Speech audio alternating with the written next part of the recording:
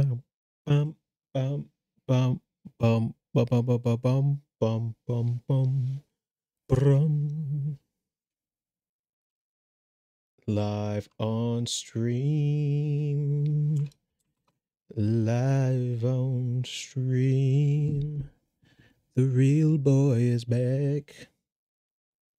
And he's checking his audio.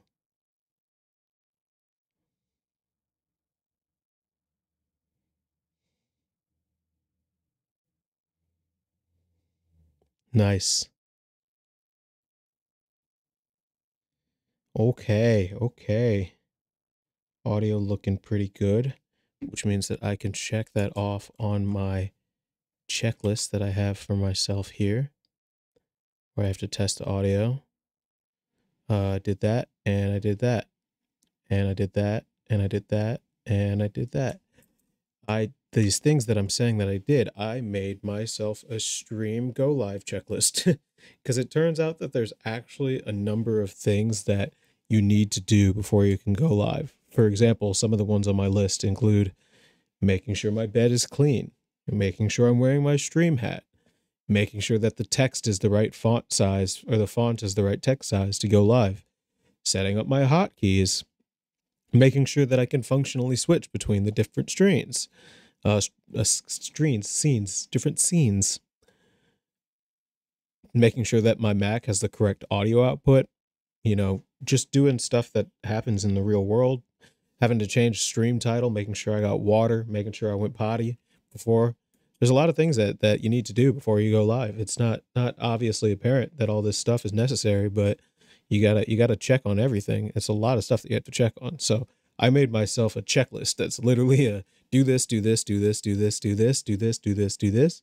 And if all those things are done, then I can go live. And it seems like everything is done.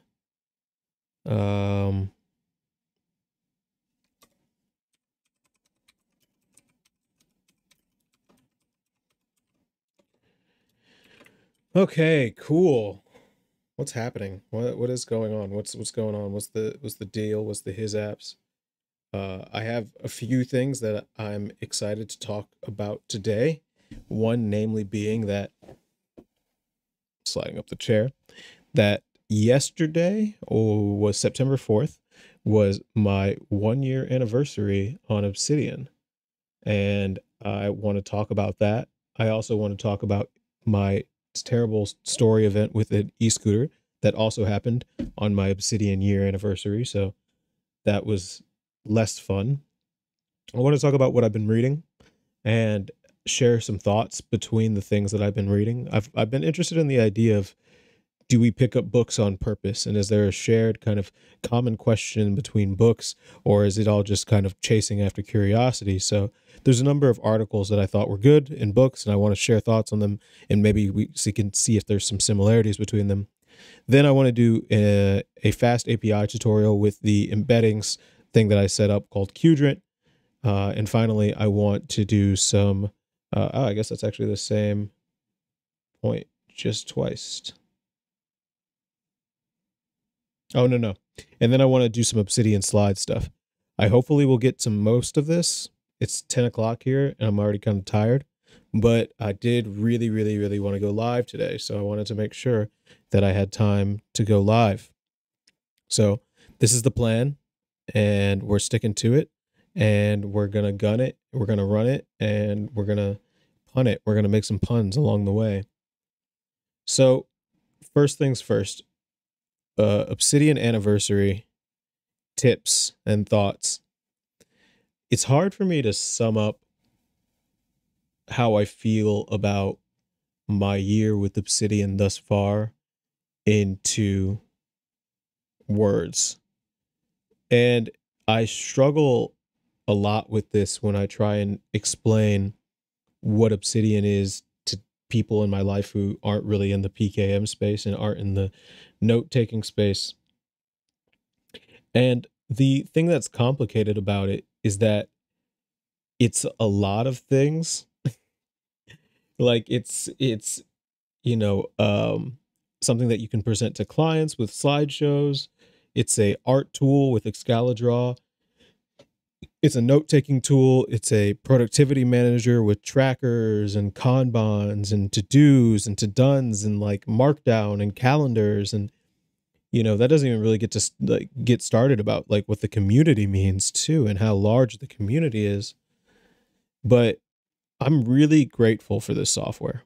I think looking back at my first note on September 4th, 2021, I was just really happy. I was really contented with the fact that I've been using this software for a year and had no expectation kind of going in. I wasn't necessarily looking for a replacement for Notion. I wasn't really looking for a replacement for journaling. I wasn't looking for a replacement for Google Drive, and I wasn't looking for a replacement for a lot of the apps that I would use on a day-to-day basis, Trello, Canva, etc. And all those apps are still really, really good at the things that they do. But Obsidian is just like, it's just such a unique experience. Like when you open up that graph view for the very first time after you have a few notes kind of like starting to like take form, it's just such a beautiful experience that's really kind of like hard to describe until you build your own graph and start to see how your own thoughts really build into their own kind of characteristics and have their own little quirks and stuff. It kind of in a way feels like what I imagine. I don't have any children, but I kind of think it feels like what parenting must feel like in some ways, where you're watching this thing grow organically and you have a very heavy hand in watching it grow, but you don't really get to control the final outcome. It's just something that happens to you, or maybe through you, maybe with you, but not because of you. Obsidian is very similar. I feel like out of all of the technologies that I've used over the past couple years, Obsidian has felt the most organic. It's felt the most characteristically unique in both scope of what it provides, but also the most readily accessible to its own evolution, if that makes sense. Like with Notion, for example, my biggest bottlenecks on Notion were that it didn't move fast enough. Notion is very, very opinionated. It's set up in a way that, PKM is like, oh, you do this, and then you put things in tables that look like this and this and this. And that might have just moved too slow for the emergent nature of how thoughts just occur. Paper, on the other hand, suffered a different problem where paper felt really limited by it felt unlimited in certain ways. Paper feels unlimited in the ways that you can write pretty much anything on paper, and anything that you can fit with a pen on paper can happen. But paper's big downside is that it's paper. And if you want to digitize this information, it's always a struggle. And even as OCR has gotten better, it's not great. So if you want to search something, there's no real good way to search. But even more than that, there's no good way to index and do other things that computation would do that you would have to do manually.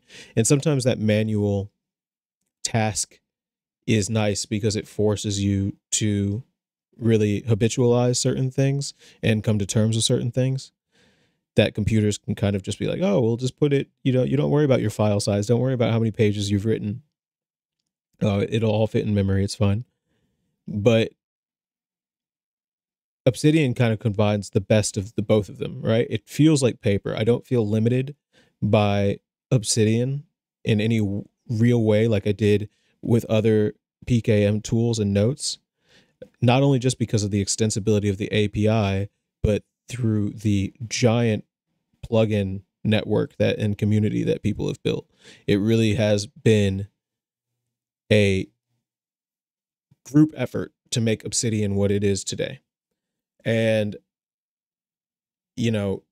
there's so many nice people who I've met in the Obsidian community who have changed my mind so deeply about what it means to take notes and what it means to write good software and what it means to participate in the open source space. And I think all of these things really are kind of hard again to quantify. It's kind of hard to say like this is what Obsidian has meant to me over the past year, but in a lot of ways it's served as so much of a growth mechanism for how I consider the world. Um and it's shown me how to connect ideas that I thought were distinct and disparate, and it's shown me how to also be as creatively free as I might be on paper. So, as I head into year 2, I do have a number of concerns I'm worried about. I have over 6,000 notes in my main vault. As a matter of fact, I can take a picture of my main vault's graph real quick. So I have over 6,000 notes in my main graph, and these 6,000 notes are all independent nodes in this giant network. And I think as I kind of go forward through this next year, I am kind of worried that like it will become too big for me to manage. It's already kind of greater than I had anticipated going in, and it kind of not scares me, but it's slightly overwhelming at times, right? Like I'll look at it and I'll just kind of be like shocked as to how big this graph has gotten. And like, you know, I've gotten so good that I can kind of like pick things out without, I can see what different sections are without having to actually go look at the actual note thing. Like I know that this over here is, you know, tweets that I've saved from Twitter, and then this over here is books in the top corner, and then the bottom right is like articles, and coding is mixed in the middle a lot. My favorite Twitch streamers are in there. Like all of my daily notes are in there. The disambiguations of books notes are on the far right corner. And like all of these things are just like, you know, things that were things that I took down in the moment that ended up living a life much bigger than just the note that I took down in that moment, if that makes sense. So, yeah, I don't know.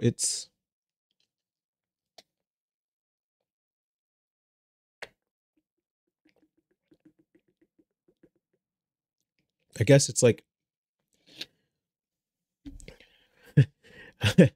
to watch as a rose. I don't know. There's a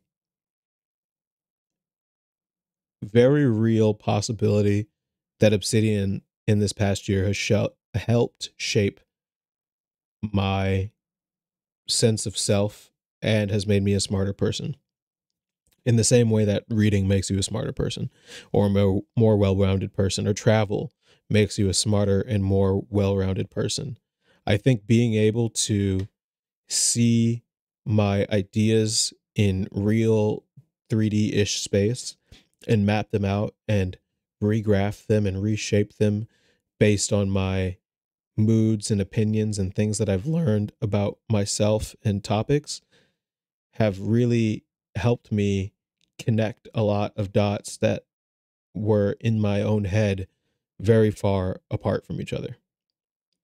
So I'm really excited for year 2. I think that this year is going to be better than ever, and it's going to be just really cool to see how both my own personal vault and the community continue to shape up. I'm really excited that I've got some really cool stuff coming soon with some other people in the community who are going to get involved with this stream. And it's just going to be a really great time. I think that there's a lot of really cool stuff that is yet to be explored in the Obsidian space. We are still very much at the nascent stage. And for anyone who's looking to get into the PKM kind of graphing knowledge space, and this is even before AI gets involved in it and networked nodes and stuff like that, I would say now is the time. Now is the time to really leverage the intense amount of free data on the internet to chronicle stuff that you already have and chronicle these thoughts that you've had for your entire life just by existing, or you know, capture the best parts of your career, capture the greatest parts of your day, talk about what makes you sad, talk about what makes you happy, and record it, and then link it back into other parts of your life and try and see the commonalities and the similarities between where your ideas lie in space, and then use a shit ton of plugins to really bring it together in different visual patterns and different formations, and utilize the different texts and tags and stuff to move ideas around and reshape them and reorganize them, break things apart and put them back together again. Obsidian is amazing at all of these things. And the unlock that I've gotten from that for this past year has been tangible. It's been graspable. And then there's a reason that I've spent so much time adding it to my mobile devices and making sure that it syncs between computers and doing all this extra work to make sure that I have it all backed up and stored and duplicated and encrypted, and doing all these things to make sure that my vault can continue to grow unabated. And when you can really unlock that movement within your own Obsidian vault, you start to see the magic too that the rest of us have seen. And that sounds cultish. I don't know. You get what I mean, though, where you get to see it feels like, I think that if I've had any good descriptor for Obsidian in the past, however long that I've been using this, a year, my best descriptor that I've had for Obsidian that I think I've said is that Obsidian is, to me, like the old cameras were in the 1830s, where everybody would take these super grainy photos and the daguerreotype cameras, and you could make out just what was happening, but you couldn't really make out any of the details or the shading or the lighting or the important kind of aspects that make up a picture. But Obsidian feels like that for my thoughts. So I will take down an extremely filtered, conscious version of something, and I'll record it into my Obsidian, and then I will forget about that note, and then later that month, or months later, I'll come back and I'll hit the random note button and I'll see that note again, and I'm like, oh, you know what, that's actually related to this note. Or I'll prune it, or I'll recategorize it as something. I'll just do, like, the gardening step basically of Obsidian, and then you come to harvest, right? So then you come back a few months later and you're looking for a certain idea, and you go and find it, and it exists somewhere within this graph in some shape or form, if you've been doing a good job of recording the things that go into this graph. And, the more that I've done this, the more that I've kind of accepted this kind of truth of just saying, like, oh, this is a really rough grained image of what's going on in my mind that I'm taking the conscious effort to record, and even trying to do some of the unconscious stuff too, right? You can sync automatic data that comes from heart rate monitors and stuff like that too, and you can kind of start to see pictures in different detail to what you would have normally been able to see them in. So, for those who are just getting into the Obsidian space, you're still very much on the beginning of something great. So I would recommend getting involved and having a lot of fun. Okay, now I'm going to switch the tune a little bit, and we're going to talk a little bit about e-scooters. So your boy just had a really exhausting event happen to him on a bird scooter.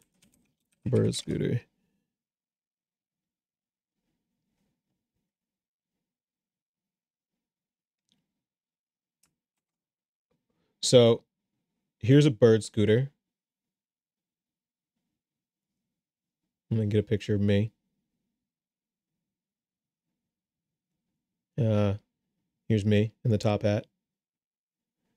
And I'm riding my bird scooter, right? So I'm out and about riding my bird scooter. And the thing is, like, I actually, this one is actually, this guy that I chose is pretty apt, because I bought a helmet because last time I was on a bird scooter, which was like a few weeks ago, I didn't fall or anything like that, but I was thinking, like, oh man, the chances of falling on these things must be pretty high, right? So bird scooters, I have mixed feelings about them. One, on the pro side, like, look, let's write the pros. Oh, 8, enter. Okay, pros.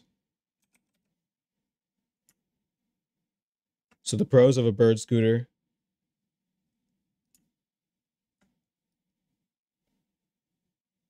They are tons of fun.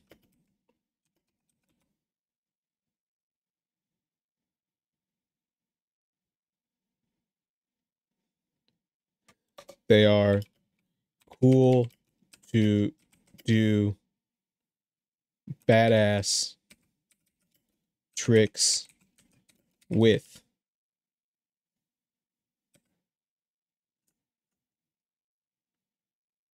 They are sleek. They are relatively affordable. I think that's pretty much where the pros end. Because the cons, they are dangerous as hell. They are variable, highly variable. You never know if you're going to get on a scooter that's going to be just a regular ride or if you're going to fall off and completely bust your shit. They are ridden mainly by drunk people.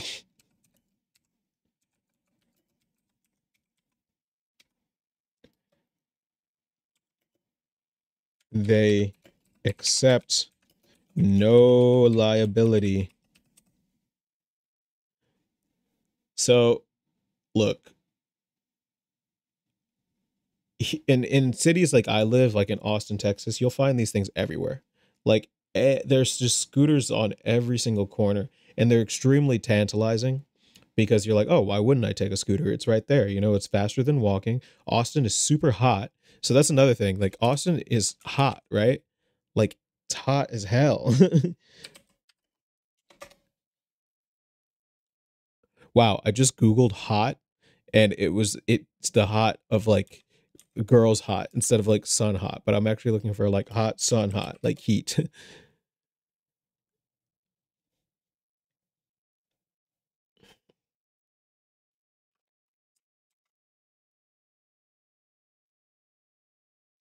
So where I live, it's super duper hot. So it's really, really tantalizing to hop on a scooter and be like, oh, this is going to be really great because then I'll be able to cool off. I won't necessarily need to walk to the place that I'm going to because I don't want to order an Uber because you know the Uber prices are really high right now, or I don't want to drive, so I'll just scoot. And the scooter lifestyle is one where you have to accept a lot of risk because mainly, you know, usually people aren't wearing helmets. So usually this helmet that this guy is wearing, which is a hat, is not a reality, right? Like this guy would, why is that X so small? I wish it would just be the size of the window. Yeah. Okay. And let's make it red. So usually people aren't wearing helmets, right? Like helmets are actually relatively uncommon in the scooting community, especially the fact that the app scooting community. Usually people will wear helmets on bikes because they'll own the bike and they'll understand the risks that come with riding bikes around town. However, when you're scooting, it's just kind of like not cool to wear a helmet. Like, and I don't mean not cool as in like you shouldn't be wearing a helmet. I mean like it's literally like people are like, oh, that's uncool, and everybody else is not wearing a helmet, and you kind of feel weird for being the peepo in a helmet. So let me let me kind of like run through what happened this last time that I was on a scooter, which was yesterday. So yesterday I decided I was going to go to the cafe.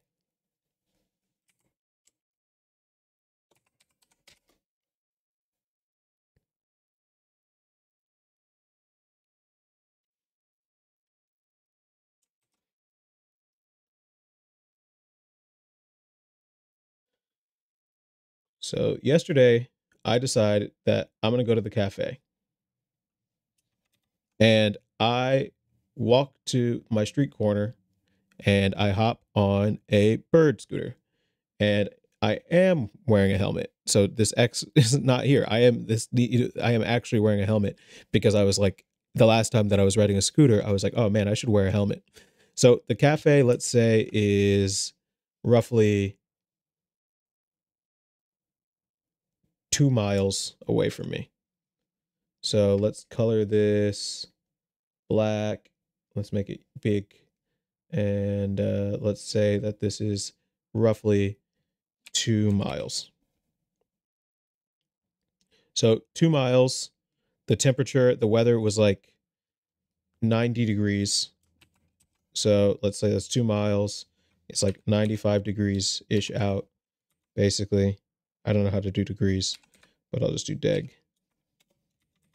So roughly 95 degrees, roughly have to go about 2 miles. I pick up one of the birds. I usually pick up the birds with the Pride logo on them because they feel safer than the ones that are with the black logo like this. And I know that doesn't make any sense, but in my head, I was like, oh, well, they're going to pay more attention to making sure that these ones are nicer and more well kept up. So I hop on, I get on the little bird scooter. But the problem with this bird that I'm on in particular has like this weird starting and stopping thing. So it'll go for a while and then it'll go for a while and then it'll go for a while.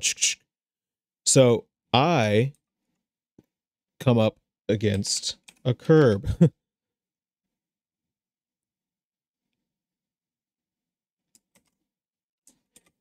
And if you've ever ridden a bird, you know that birds and curbs do not mix. Birds do not like curbs, curbs do not like birds.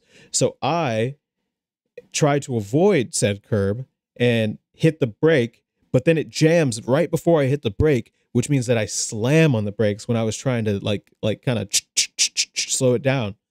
So my chest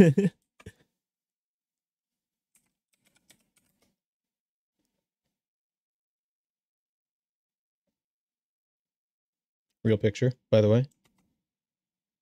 So my chest goes flying directly into the handlebars of the bird scooter. So the bird scooter slams, like the handlebars slam right into my chest and it hurts like crazy. I'm like, ow, I think I just broke my sternum. I don't know what's going on. So I decide that I'm going to just like see this one out. I decide that I want to go to this cafe and see if I'm going to have a heart attack or something along the way. So I get off the bird and I end up walking the rest of the 2 miles to the cafe. So this curb incident happened roughly about the halfway point. So not only did I get hurt on this bird, the bird refused to work like past this point. Like it was still starting and stopping. So I was like, to hell with it. And I got off and I walked the rest of the way to the cafe in the 95-degree weather, which completely defeats the purpose. And I had to pay the full amount, right? Because Bird still charges you for the full amount. I gave it 1 star, but now I have a bruised sternum and I have to wait for that to heal for a couple of weeks. And I don't think I'll ever bird again, at least not without my friends. And, I'll do it with my friends because everybody else is doing it and it looks cool and fun. But, I don't know if there's like a lesson here other than that I am just another person who got eaten by the bird industrial complex and Lime industrial complex, and that people get hurt on these things all the time. I've heard stories of people dying, uh, and it's just a dumb machine. And I can't. And I'm glad that I got away with minimal damage. Like even if I feel now, I can feel the bruise on my chest. But it's just like crazy that this these things are just so popular given how dangerous they are, right? They are just objectively tools of destruction just left everywhere in cities. So that's my bird story. There is no lesson here other than just be careful around birds and think twice before you uh eat the curb like I did. And I guess that, it could happen on any device. It could happen on a bike. It could happen on a scooter, on a skateboard. People fall off this stuff all the time. I will say I was going, like I saw, how they say that like your life will flash right before your eyes before you end up in an accident? That is kind of true, where I feel like I have felt time slow down. So like I felt,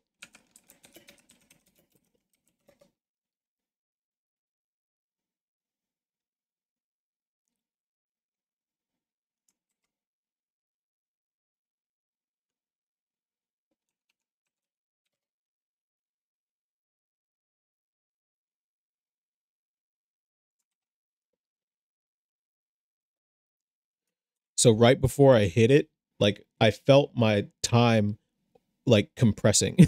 I was like riding this scooter and I felt like as I was moving along this distance here, like I literally felt time slowing down. I felt like I saw as I was coming up to this curb, like things just got really slow around me. And the one thing that I really remember, the thing that sticks out is that I was going 11 miles per hour.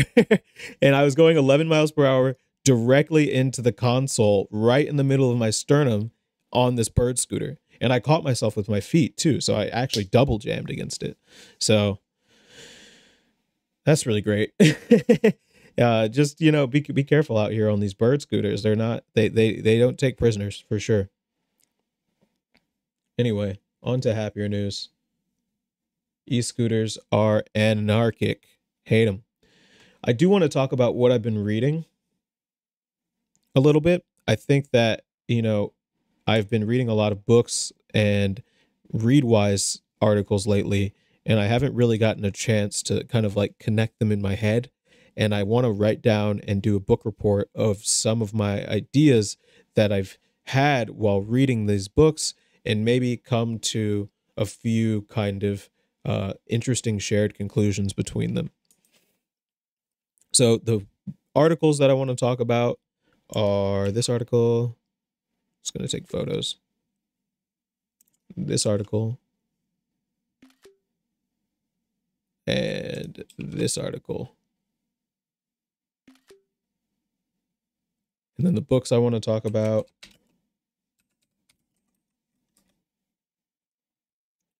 are this book.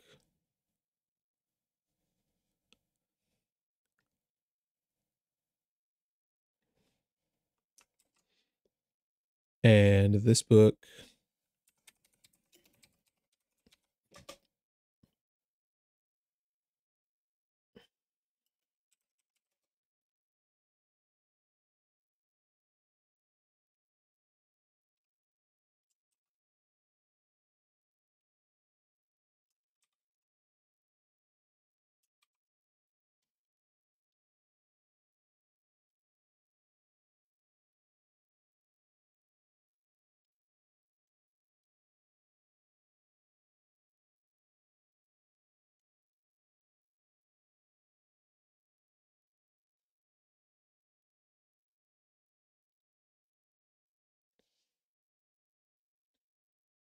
Okay. Um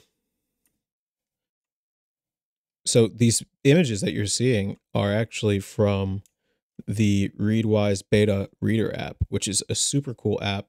The team has done an amazing job at really capturing what a read later app should look like, as well as like the highlighting experience. And they put it all into one app and it feels just great. I've been using it specifically actually in the gym. Like all three of these articles, I didn't actually read, I listened to, and then went back and highlighted the things that were interesting. So my workflow with this has been to turn on like save some of my favorite articles from like Hacker News or something like that. And then later in the gym or while I'm walking, I just click through them and I just listen to them. And then I go and when I hear something interesting, I open the app and I highlight it and then I close it and go back to my walk or my workout. And it just feels great. It feels super smooth. And the work that they've done on it has been super impressive. This book, I've talked about it before, The Dream Machine. I'm going to be talking about it again because I'm still not done with it. It's actually taking me forever long to read because for some reason my brain is like having to store every single word that it reads in this book and it's taking me forever. Then I'm also reading that this Forces Uprooting Us Move book that I haven't really gotten too far into, but I definitely want to talk about my thoughts on it so far. And then these two articles that are also this actually is heavily related to this one showed me this one recommended, I guess, or referenced this book, and then we're going to talk about this as well. So I'm going to move these up here so that they all have their own space, and then we're going to like try and link them.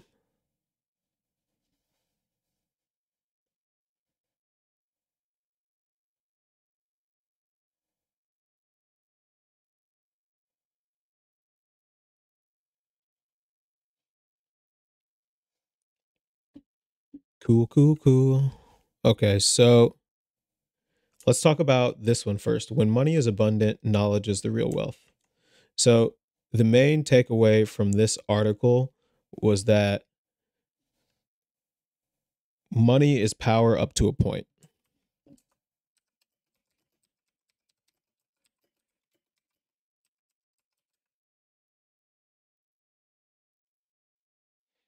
So the author's point was that money can buy a lot of things, but it can't buy knowledge. And his example was like, what happens if you were Jeff Bezos or something and you had billions of dollars and somebody told you that you could cure cancer with one of those billions of dollars? You'd probably spend $1 billion to solve cancer for the entire world's population. But the problem is that there's a bunch of people who are all kind of coming after you saying that, no, I have the cure for cancer, or I have the cure for cancer, and everyone's raising their hand being like, no, me, pay attention to me, I'm the one who has the cure for cancer. So knowledge actually serves as a bigger bottleneck than money.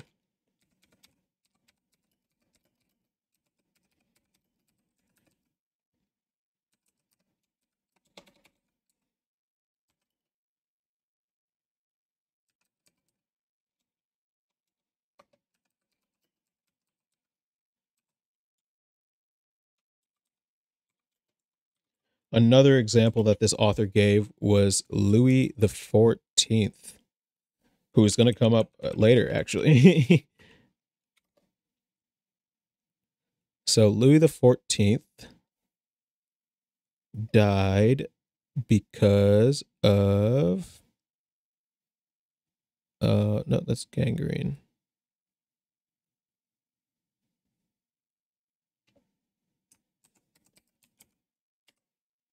Oh, no, it was Louis the 15th.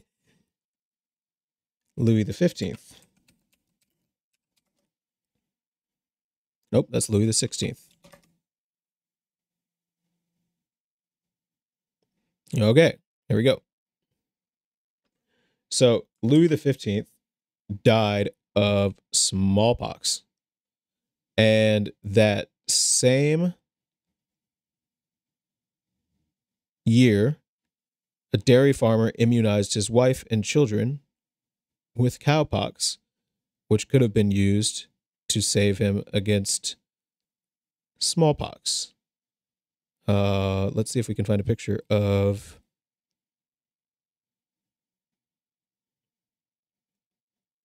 Jesty. Apparently Jesty is the guy who I'm looking for. Yeah, here we go.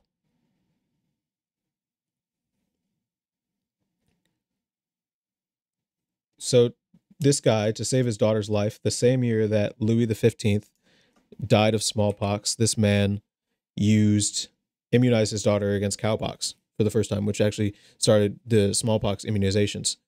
And that's pretty interesting to me, right? Because I, obviously in the PKM space, spend a lot of time thinking about knowledge and how useful knowledge is and how you can move around different kind of knowledge bits and try and get unstuck. And I'm a big fan of making checklists and to-do lists and stuff like that too, to habitualize things that can be habitualized. But it brings up a point that I think is even more prescient for the current kind of tech landscape, where a lot of people in tech are making a lot of money doing relatively the same thing. So money is actually a really cheap value compared to knowledge, and how hard it is to acquire real knowledge and how difficult it is to move knowledge from point to point. So let's say that time spent earning knowledge will go farther than making more money. And that's an interesting point, right? Because like we as a society generally really, really highly value money, where we really want to make a lot of money and we think that money can help us buy our way out of all problems, when the author's point or thesis in this piece is that it is not money after a certain point. Like obviously money can buy you out of certain, until you can afford subsistence living, right? Like you can afford a nice apartment in a safe area, you can send your children off to a good school, you can afford the foods that you want and a vacation, as well as pay for medical care in the country that you live in.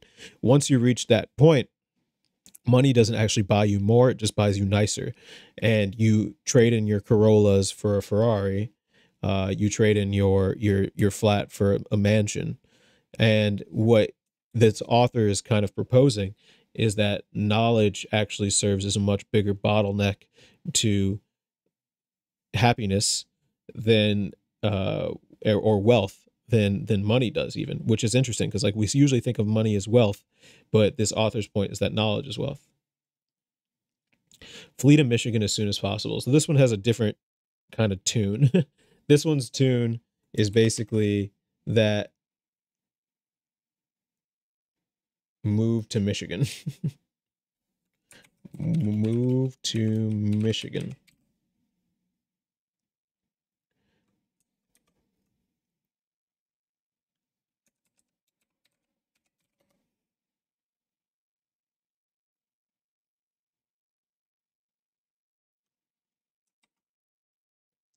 So basically, this author's point is that Michigan is best for climate change. The article itself didn't really get into why. It just kind of recommended that we read the book, but broadly speaking, it seems that it's just resilient to climate catastrophe. The author did bring up an interesting point though, where he was saying, "Oh, like these cities that have the youth of the country and everybody is like a digital nomad these days, like what happens when digital nomading becomes so prescient that nobody wants to live in these kind of like biggest urban cities, and they want to live in a place that's a little bit more laid back, and it has a smaller community where people can really focus on each other." And I think that's a really interesting question. I really don't know how this remote work stuff is going to play out as a remote worker myself, but it does seem like there is a reality of the climate change stuff that's going to be happening, as well as people needing a place to live, right?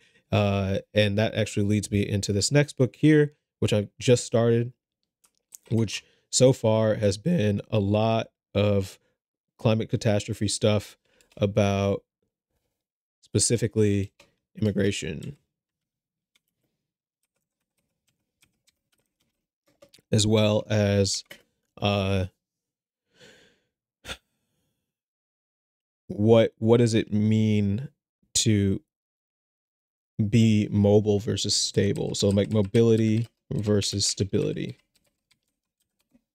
is a question that this author asks a lot.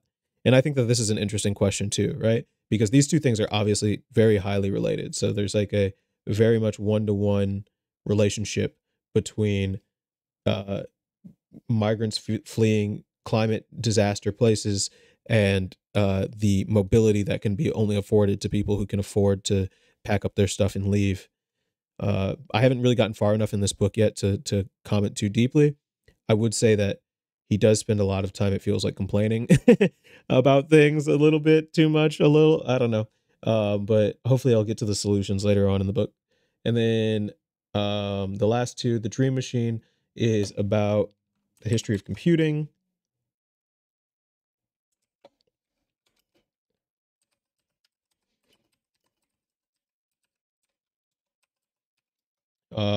And the transition of philosophy almost of what a computer is,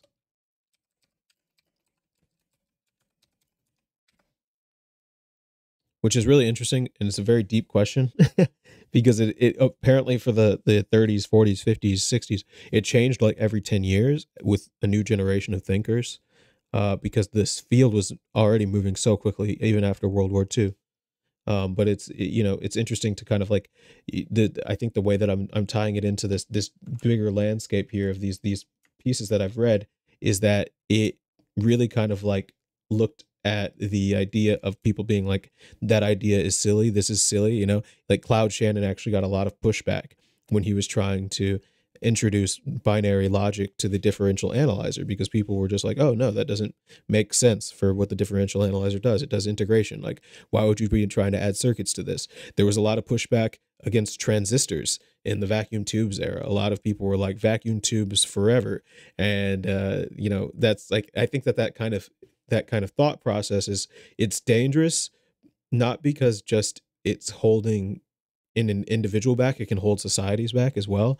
And I like to think a lot about that in terms of like, when something is just kind of accepted territory of thought, is it accepted because it's correct, or is it accepted because changing it would be too difficult?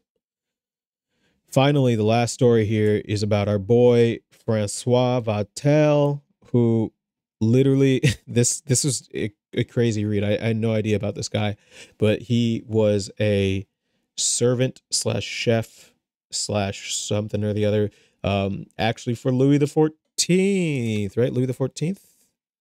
Let me check. Yep, Louis the 14th. And the Prince of Condé welcomed Louis the 14th. So I'll just read this sentence out. Let me copy this and paste. In the spring of 1671, Louis de Bourbon, Prince of Condé, am I saying that right? Welcomed Louis the 14th to a 3-day visit at his chateau at Chantilly. The niceties of the weekend were supervised by Comtesse Maitre D of the hotel, Francois Vatel, who died by, I don't know if I can say this on Twitch, even if it's just history. But he died in a way where it involved a sword and his own volition and running into said sword, because they were doing a fasted meal and there was no fish that were caught. And he thought there was no fish that were caught. There were fish, but the fish were coming a day later. So he didn't like that news and felt that his honor was on the line, and he ended up taking his life. However, the fish did arrive the day later, and basically France was completely torn up about it, because there was the mixed messaging between the honor of dying because that you wanted to die for something that's like super important to you, like serving your king. So the dichotomy of dying for honor and the ridiculousness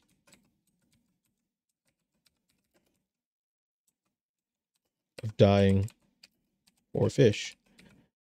And I thought the really interesting part about this piece was how the king's team had to switch it for propaganda.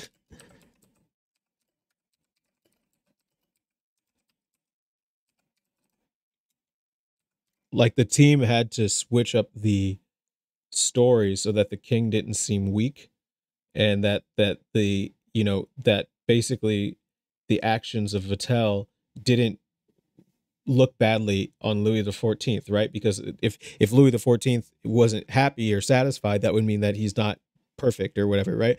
And that's just a really interesting kind of like concept. So these are the books and the articles that I've read. Now that I'm looking at them, I think obviously these two are very strongly linked. I think that this knowledge is power deals with propaganda pretty well.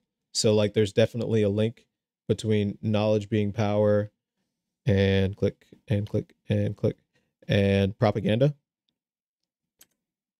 And then I think that the history of computing obviously was also a bottleneck. Like, a lot of people in the computing space at the time were stuck because they were like, oh, well, we just can't do this. This technology isn't ready for this yet.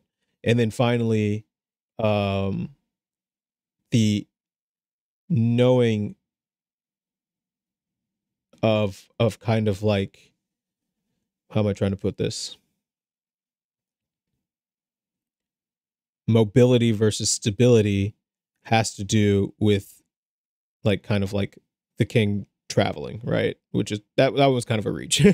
But I do think that there is a link there. And I think that, me drawing these kind of connections is interesting because it really just shows you like how close these ideas really do exist in thought space, and that there's a lot of interesting stuff to read. So I'm definitely going to continue this tradition of kind of like going over things that I'm currently reading and kind of like talking through them, because it's helpful to me, but B, I think that it brings, more intrigue to these books and articles, but then it also serves as a good point for conversation.